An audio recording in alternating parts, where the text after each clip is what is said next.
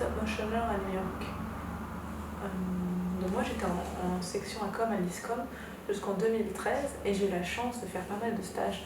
Et au cours de mon 5e stage, je me suis dit que je voulais pousser la photographie, donc c'était pas forcément lié à l'ISCOM. Et j'ai demandé à l'ISCOM si c'était possible de faire un stage, d'avoir une expérience avec une photographe sur New York. Donc voilà, partie en 2012, durant l'été, 2 mois, assister une photographe. Et là c'était un peu le déclic et je me suis dit que je voulais vraiment en faire mon métier et avoir un travail lié à la photo. Et j'ai cherché des formations. Le problème c'est que les frais de scolarité à New York et aux États-Unis en général sont énormes. C'était $30 000 l'année.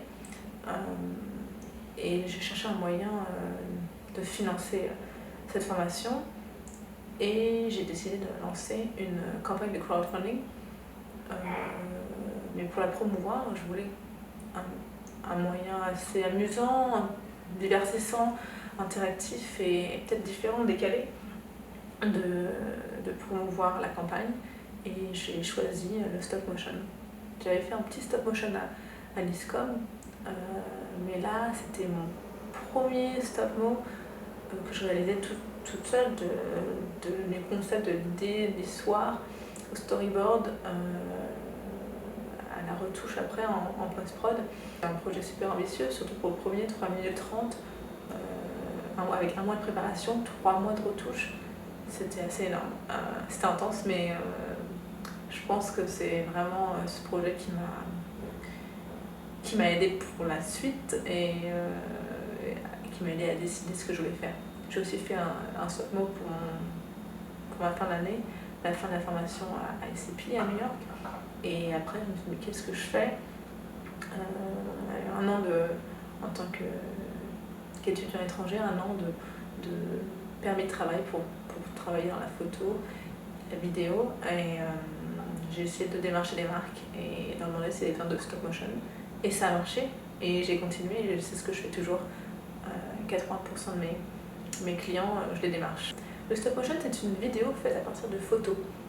Donc je vais prendre la photo d'un objet, je vais le bouger, je vais prendre une autre photo, je vais bouger encore l'objet, je vais prendre une autre photo et toutes les vidéos mises ensemble, ça fait une vidéo.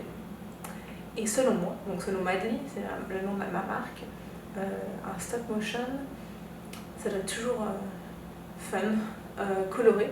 Je cible les marques d'ailleurs colorées avec un beau packaging. Je dis toujours qu'un produit assez banal comme un dentifrice, un balai, enfin n'importe quoi, ça peut être rendu super fun et amusant en stop-mo. Parce qu'on leur donne vie.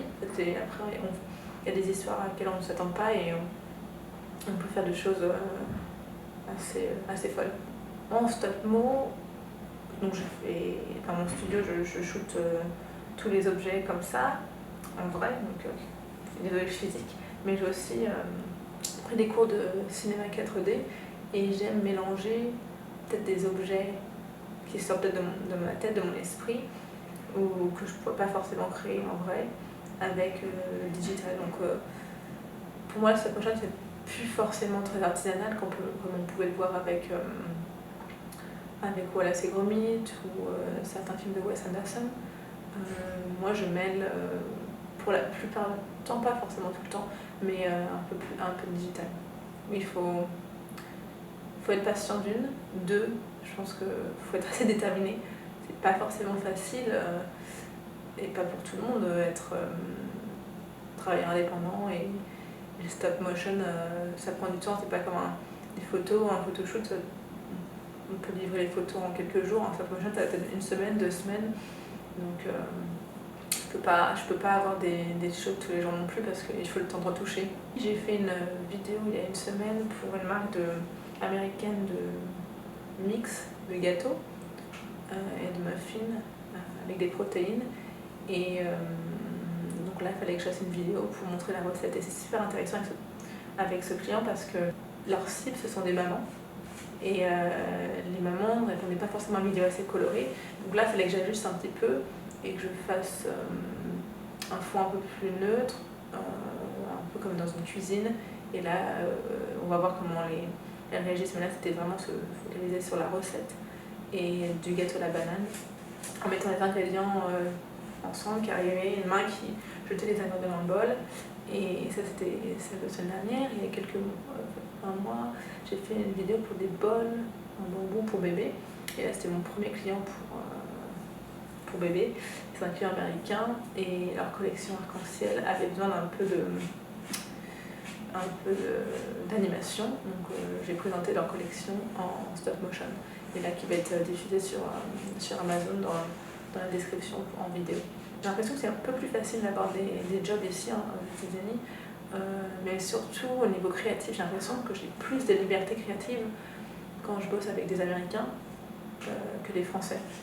J'ai l'impression qu'en France, on cherche à avoir un bon concept, mais au final, parfois, ça ne se traduit pas visuellement. Ici, on peut avoir peut-être un concept un peu plus simple, mais qui aura beaucoup plus d'impact. Et c'est vraiment ça que j'aime ici, de créer un peu indéfiniment et un peu comme je veux.